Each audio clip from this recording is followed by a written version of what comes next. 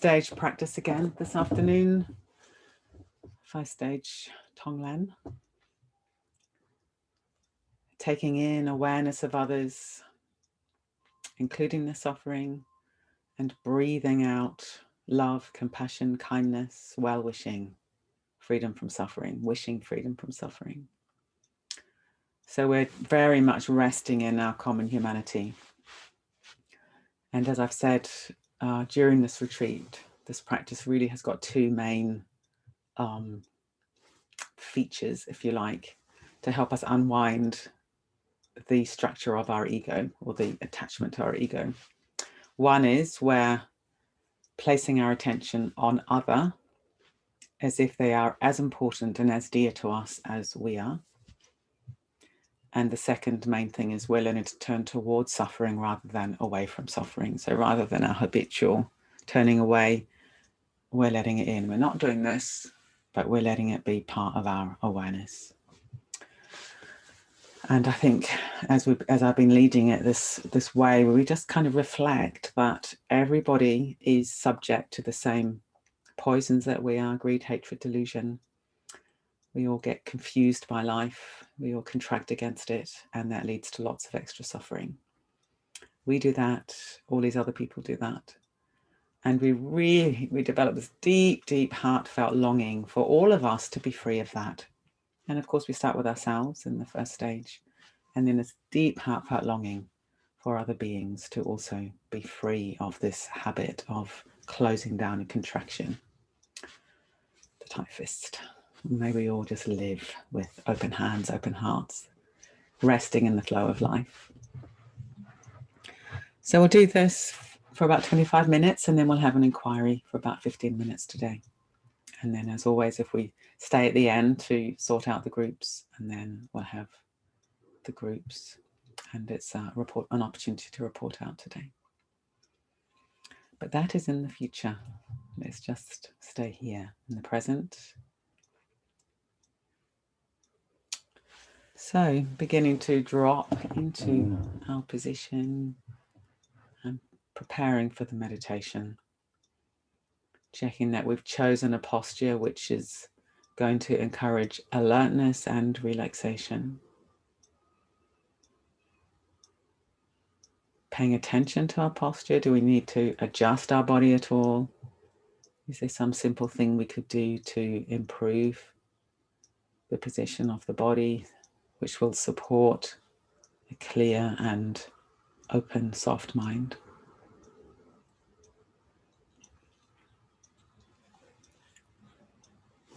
I've got a poem for the beginning.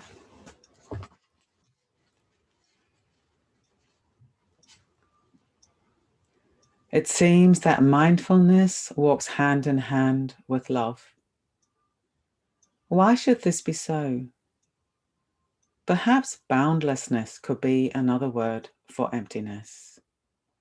You and I are not so separate after all. Rising and falling, forming and dissolving. Who can find the hard edges between us? Is it like a line sketched on wet sand with a piece of driftwood? One moment it is there, the next it is dissolved into a memory by the gentle wave of the in and the out breath. Let us bring a little kindness into our experience of this world.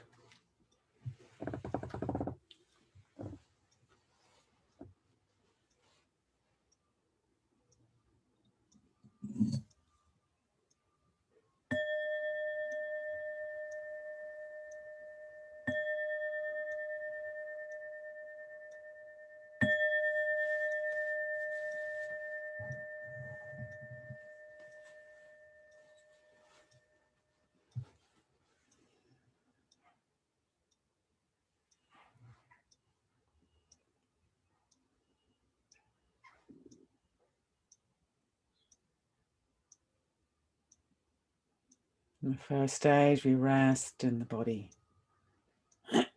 yielding into gravity. Letting all the diaphragms be soft and receptive to the flow of breathing.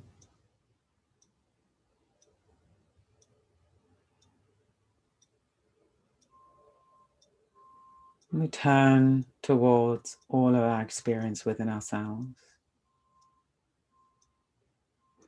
Body, mind, heart, thoughts, emotions, breathing, sensations. And we include any of the closed down places. They are also welcome.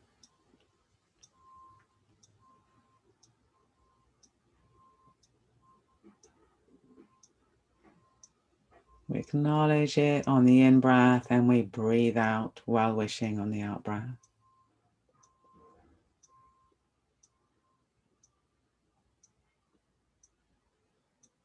If it helps, if it's engaging, we can place a Chintamani in the heart, or maybe another Buddha figure, whatever works for you, but some resource that speaks of openness, vastness, broad awareness, spaciousness, even infinity within. More than able to meet all of our experience and to allow love to pour out, flooding the whole body, the whole heart, the whole mind with each out breath.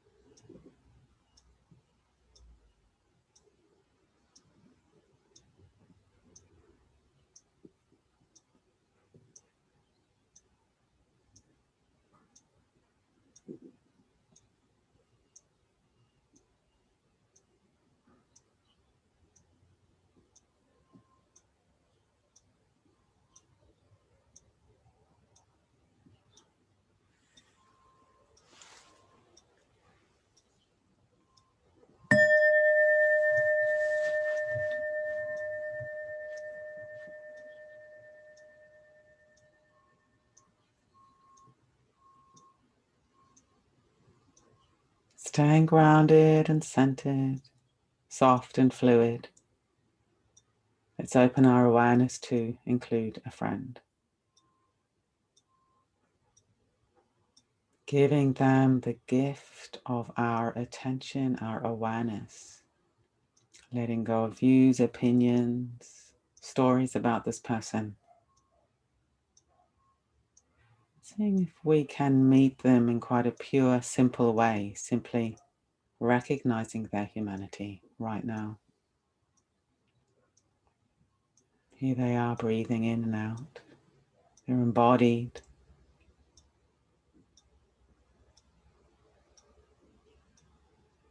They'll react against life in broadly similar ways to oneself. Grasping, aversion, confusion, dullness, worry. And they'll have a longing to be free of all those things, to be happy and fulfilled, content.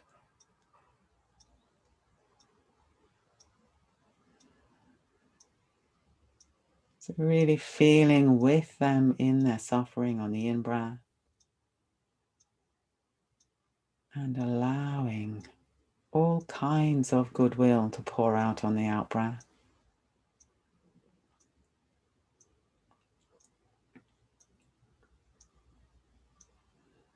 The resource in our heart, the Chintamani or the other Buddha figure, whatever it is,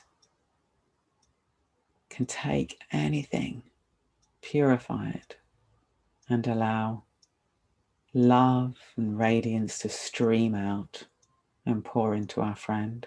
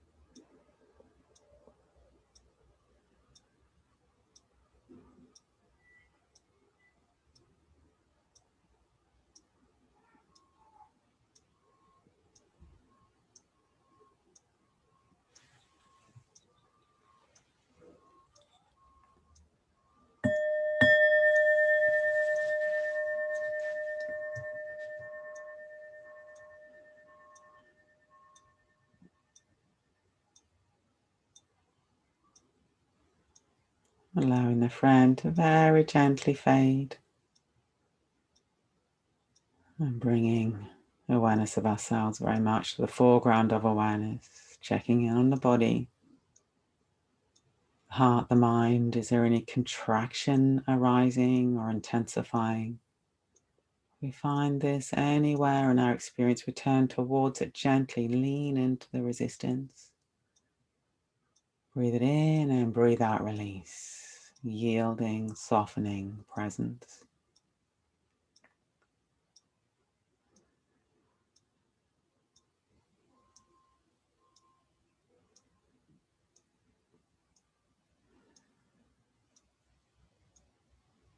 Training ourselves to always open to experience rather than turn away.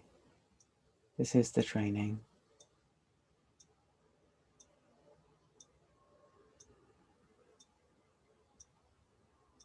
Now allowing a neutral person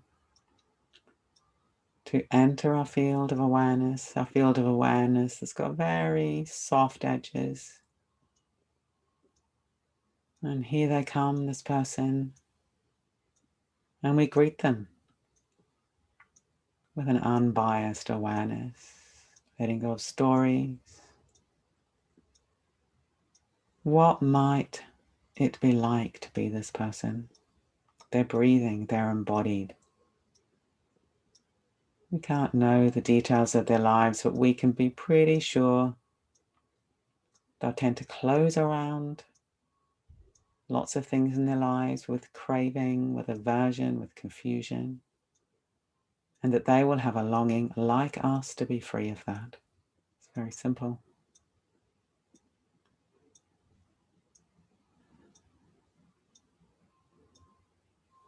Breathing in a human experience, including the suffering. And then the great jewel in the heart, or the Buddha, whatever it might be, just the blue sky maybe. All that suffering dissolves and is transformed, purified, and pours out as love, well-wishing, radiance, flooding into this person.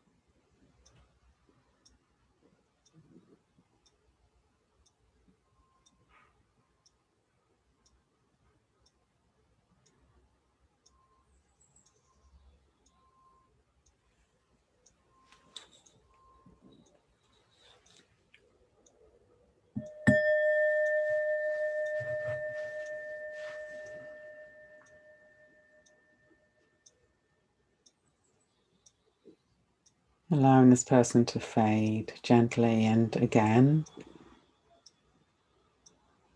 just checking in on ourselves, the body, the heart, the mind, breathing, posture. If there's anything that starts to feel a bit tight, shut down, contracted, forced, willful, let's turn towards that gently, breathing in, acknowledgement of that, breathing out, release, kindliness, love, presence.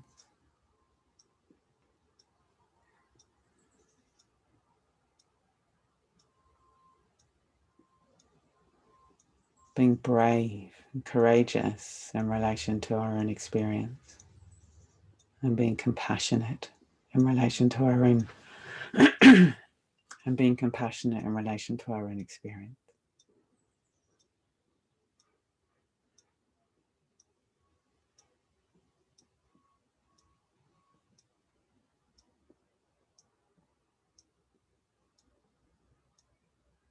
And when we're ready, we can invite in somebody that we find difficult in one way or another. Somebody where the impulse is to turn away. We don't want to have contact with them. We don't want to let them into our awareness or our hearts. Very gently we turn towards them, we let them in, soften our own mind-made aversion. And we see our shared humanity. We're both breathing, embodied. Lots of thoughts, lots of emotions, lots of Vedana streaming through the moments. Tendency to push away things we don't like, cling on to things we like, go round and round in circles with things we're confused by. Sometimes our awareness is dull and narrow, and sometimes it's wide and scatty, full of worries. This is what we share as humans, alongside the deep, deep longing to be free of these habits.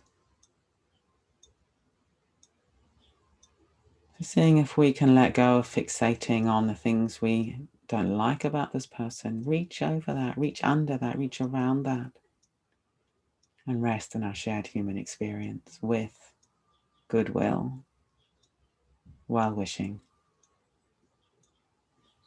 Breathing in awareness of this offering, breathing out well-wishing.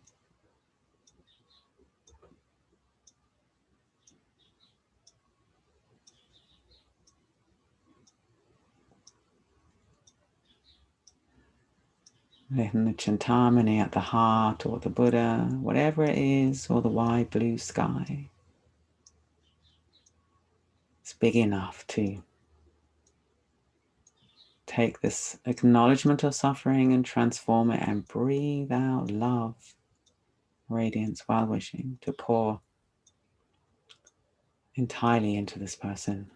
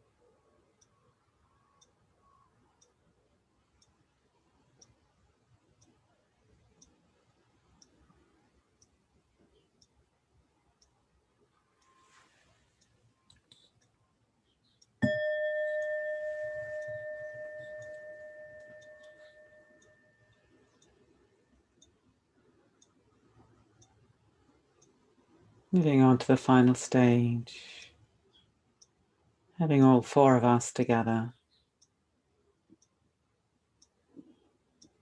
We all suffer in broadly similar ways, and we all have a longing to be free of that in broadly similar ways.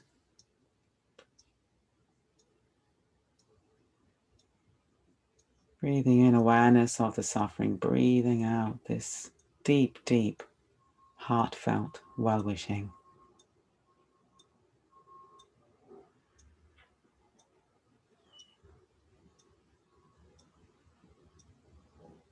Seeing if we can drop beneath or rise above bias, prejudice, likes, dislikes,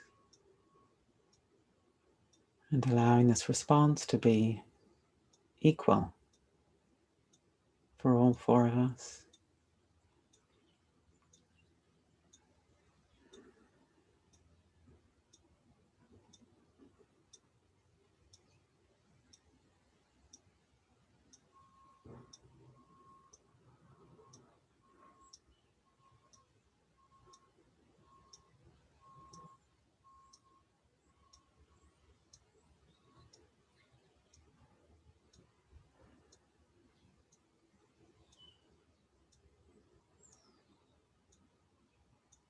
Expanding to all of us on the retreat, all these compassionate warriors, willing to show up, willing to turn towards. Let's breathe that in and breathe out love, metta, well-wishing equally towards all of us.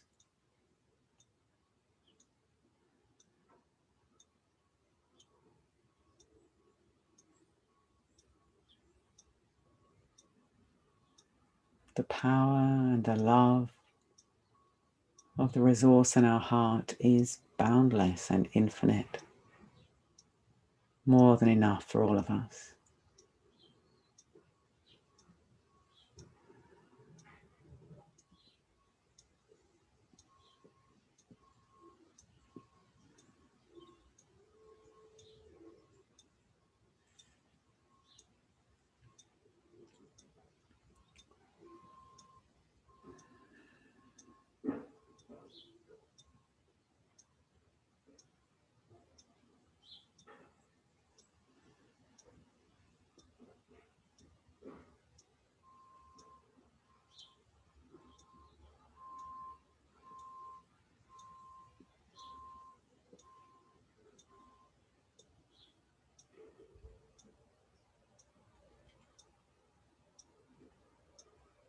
And now allowing our field of awareness to expand infinitely to include all the creatures.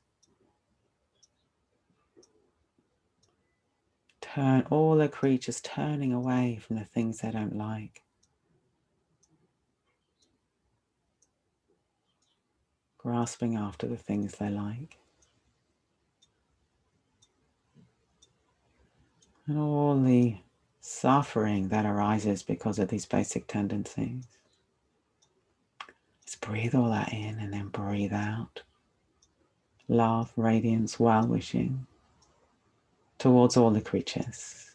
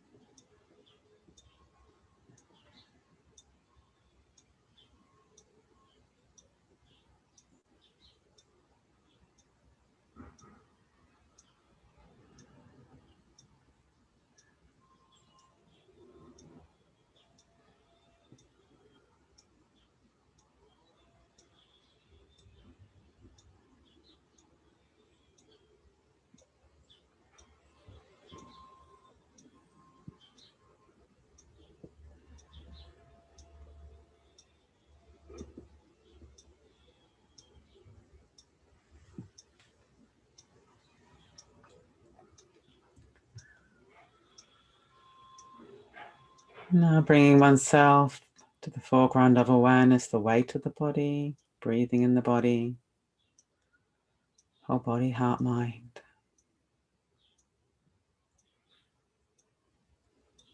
Spend the last few moments letting go of any effort whatsoever and just sitting, absorbing the effect of the practice.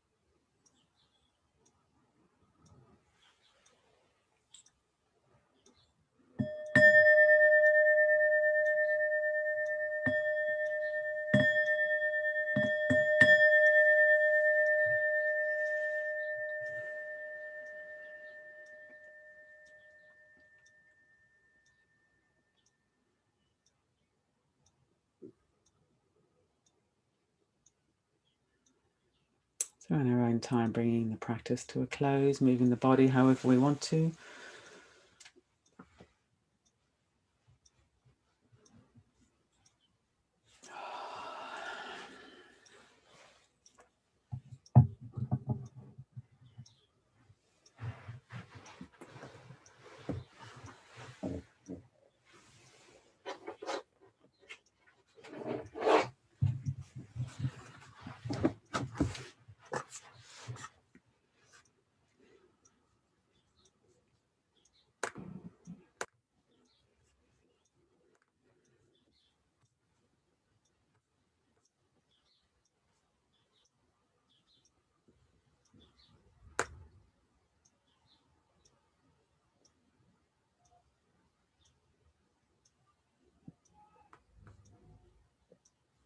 Oh, I didn't see the message about the clock ticking.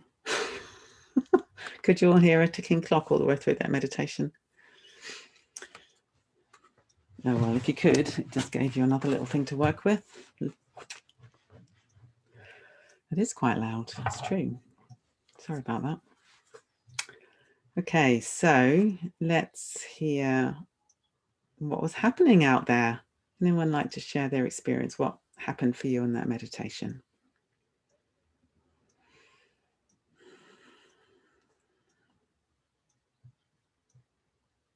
Oh yeah, there's builders as well. Yeah, there's a clicking top clock and builders. It's all happening here. So that's good. I just put it on specially for you so you had adverse conditions to work with.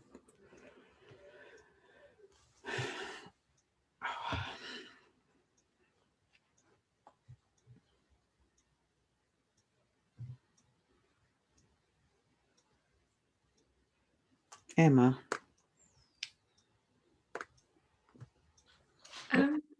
Yeah, thank you. That was really nice. I had like quite a sort of strong like visual or metaphor of something that kind of came up. I think it was when you said something like imagining the heart, maybe it was at the start even, imagining the heart space like blue sky.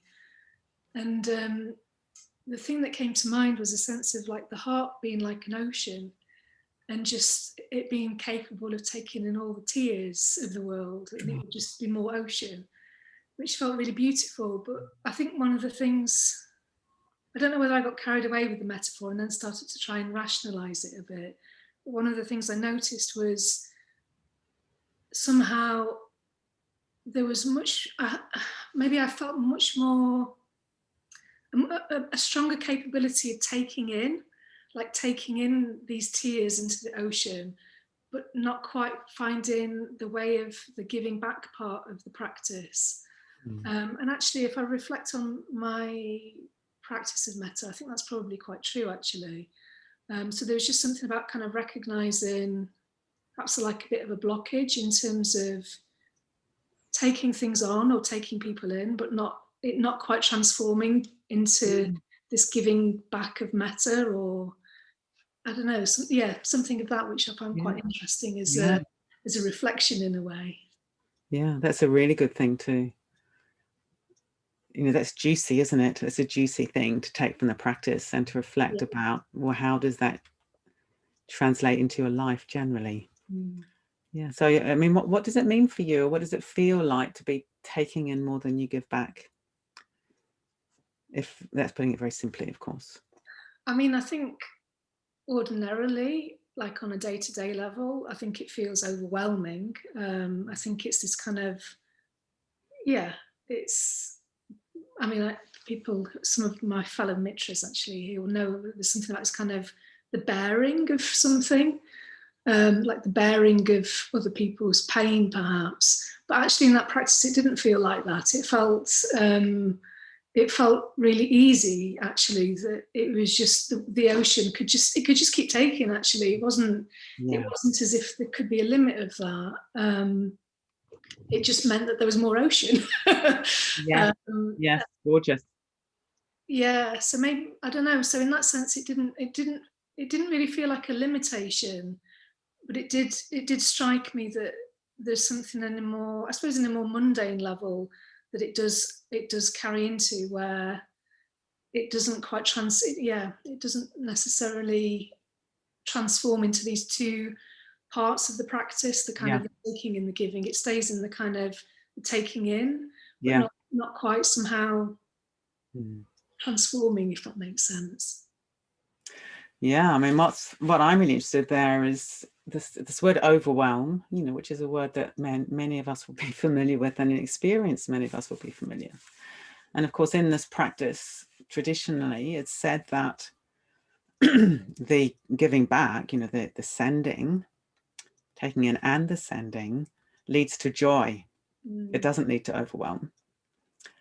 So I'm just wondering myself, as you're talking, I'm just curious about this myself, that sometimes we might, I'm not saying you're doing this, but sometimes we might think, I haven't got anything to give, or if I give it away, I have nothing left for me. So we sort of, you know, we hold it back. And maybe that's what leads to the overwhelm, because, you know, we do take things in. I think a lot of us take things in. And maybe it's that slightly holding on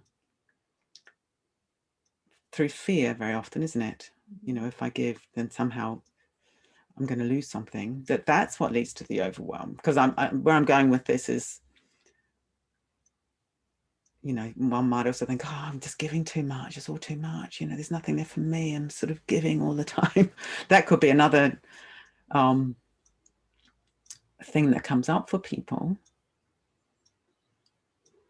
But maybe it's the taking on that leads to the overwhelm, not the giving. Maybe giving is the sort of act of dana, act of generosity, the open heart. That is something that leads to joy, not emptiness, not depletion. I don't know. What do you think? I'm just rambling here. I'm just curious myself.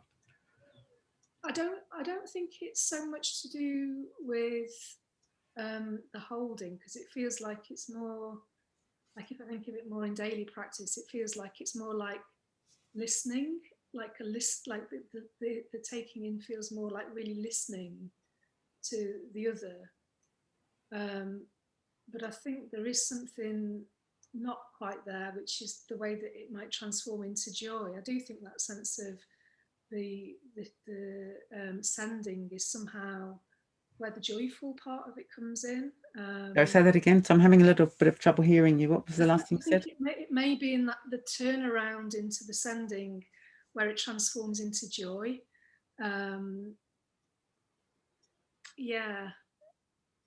It's very interesting, actually, and yeah, I think there is something also in the sense of a letting go that has to happen in that turnaround point, also. So yeah, maybe you're right. Maybe there is something about not so much holding back, but holding on. Yeah, holding on to. Yeah, maybe. Yeah, I think there's something that's a bit. Maybe it's the thing that it's the sending. It's this thing. It's a bit out of your control in a way, because it's not you that's sending. That's true. Yeah. Yeah. Yeah. I mean, I think it's this probably this letting go into the bigger power. Yeah. And the ocean is such a gorgeous image for that. Yeah. The ocean will never get overwhelmed by the tears of the world. We'll just receive it. That's really helpful. And then I suppose, I mean, again, as an image, that's just coming to me. Then you got the waves on the beach. You know, the waves are just endlessly stroking the beach. No matter, you know, how much rain there is, the waves just keep going. So if you imagine the up wave on a beach is the giving, and it's just giving to the sand, giving to the beach endlessly, soothingly, caressingly. Yeah. That's really nice. Thank you. Good. Thank you very much. It's very interesting reflection.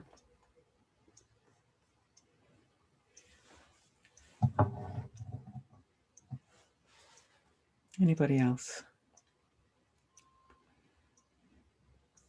Kat. Hello. Hi. Hi. From this morning's meditation, I got a real sense of like a big swell of love and metta and compassion, like just behind me, directly behind me, almost like I could feel it right at the bottom of my spine, just behind me. It's making me quite emotional talking about it, actually. And I felt kind of like I could open to that a bit, and I sort of felt as I did, I kind of opened at the front as well to the things in front of me, to the suffering, to whatever's in that experience in front of me.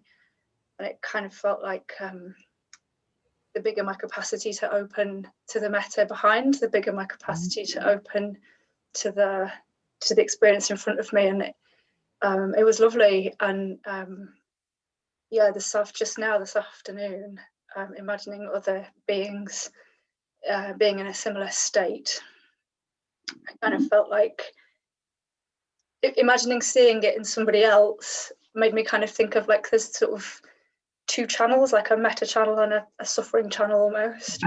And they're kind of going through these beings, and then our resistance kind of makes a big squiggle in the middle of these things and sort of blocks it, kind of.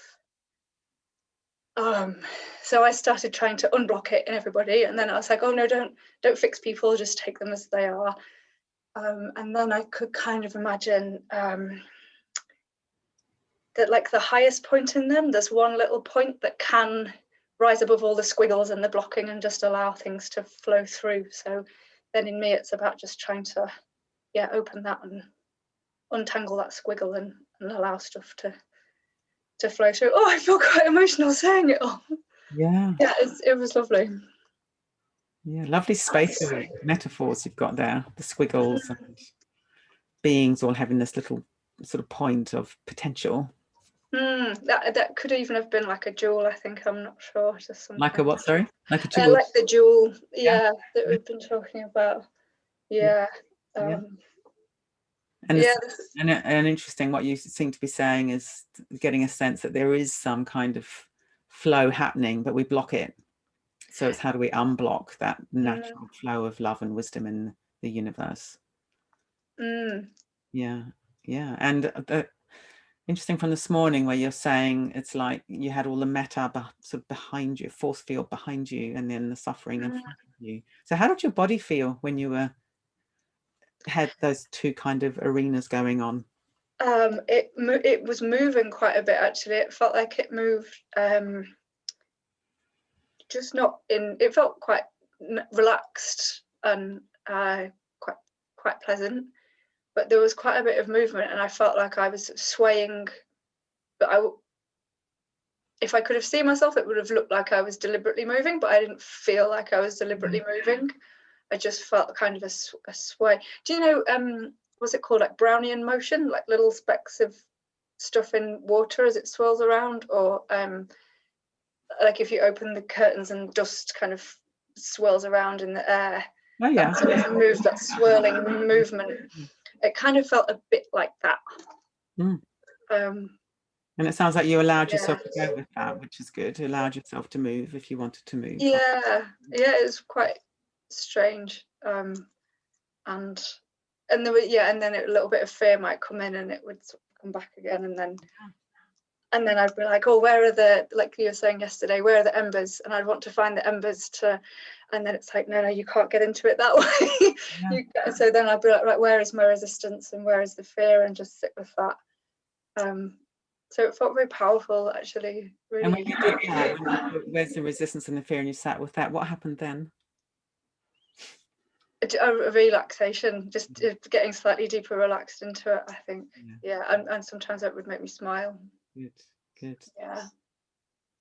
Yeah, and it raises a very interesting question, maybe for all of us to ask ourselves, what's behind me? Let's look at that, because all our sensing organs, they either face to the side or to the front, so we're often quite unaware of what's of the back of the body. But the back of the body is, if we go into the back breathing, for example, and awareness of the back, we stimulate the parasympathetic nervous system, which is to do with calming. So we've got this amazing kind of resource behind us of dropping into ease, because I think often we're moving forwards, aren't we? We're kind of running ahead of ourselves and projecting into the future. Our eyes are looking forwards, and we're smelling what's in front of us. So the whole back is such an interesting landscape to explore. So maybe all of us can say, we can ask ourselves, what's behind me? And lovely, this idea that there's a whole kind of ocean of metta there, a whole force field of metta there. Yes, I love the ocean metaphor that Emma was just talking about. That's gorgeous. Yeah. Good, thank you. So thank you very much, Kat. So we've just got time for one more, Sian, and then we'll have to stop. Yeah.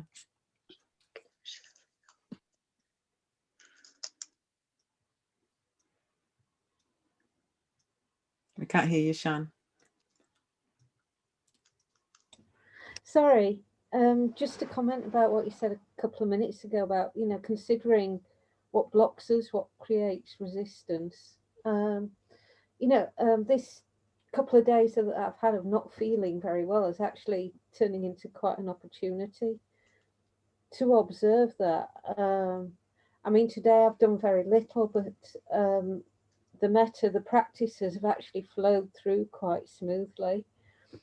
And it occurs to me that that could be because I haven't strained to do things physically to keep going and beaten against it. So I have the resources, but I've also acted in accordance with my particular reality at the moment as well. A lot of kindness towards oneself in a way, and awareness of what the reality is. And in that way, and as well as, I suppose, the intention to, develop in this particular way. Yeah. It all kind of comes together, and then it allows the ocean of metta to just flow through oneself. And I suppose it's getting myself out of the way. Yeah, I think a lot of practice is getting ourselves out of the way, or our small bound self out of the way. Yeah, I remember being told of an order member years ago dying of cancer, when he was asked, just what do you do as a practice from where you are, completely helpless, 24/7 complete care. And he said, well, all I've got to do is work on my mind. So, I mean, I took that as a great lesson at the time. Whatever my bodily state is, all I really need to do is work on my mind. And you can do that from wherever you are. And maybe working on the mind is letting go of all the straining and resting in a field of metta. Maybe that is the work. Letting go of trying to force reality into something that it's just not going to do that day. Exactly. And of course, that's a huge practice for all of us, to let go of all our expectations and views that are piling in all the time about how things should be. And then, of course, life just arrives as it is. And how do we meet that? So, yeah, thank you. Thank you, Sian. Good. Thank you very much, everybody. So we better leave it there. Completely got all these time devices telling me different things. Is it 21 minutes past according to, let's see what the actual computer says. That's probably fairly accurate. Anyway, it's about 20 past. So we'll have a break and then go into the groups. But before we do that, tomorrow we're going to have a questions and answers session at 10:30. And it would really help me if people sent their questions in beforehand, so I've got time to sort of group them and see what themes are emerging. So if you've got a question, could you send it to Taraloka by 9 o'clock this evening? And then they will send them over to me by 9 o'clock tomorrow morning. And I think they're giving you a different email address. So it's in the chat box. And it's also on the Padlet. There we are. Good. So taraloka.retreat. Oops, what's happened there? Anyway, you can all read the chat box. I don't need to read it out. That would be great. Thank you. Just anything at all that you want to discuss, and the team and I will have a go at clarifying anything. And then we've got the languages for the puja. Do you want to say anything about this, Arya Jaya, at this point? No, I just wanted to give those people who'd volunteered to participate in their own language just a heads up. So just check. Besides, your language and your name, and I'll lead you in the puja, so no need to worry about that. So exciting. Look, we've got Italian, Finnish, Scots Gaelic, English. What's that? Arya Jaya English. Yes. French, Dutch, German, Turkish, Finnish, Greek. Amazing. Wow, that's going to be so exciting. Okay, so over to the Tara Loca team to sort out the groups. Hi everyone. So we're ready to open the room, so I'm going to do that in just a second. And as you are probably all now well used to, if you're able to find your way into your groups, please do that before you go for your break. And if not, don't worry, just stay with us and we'll get you in. So they're opening now.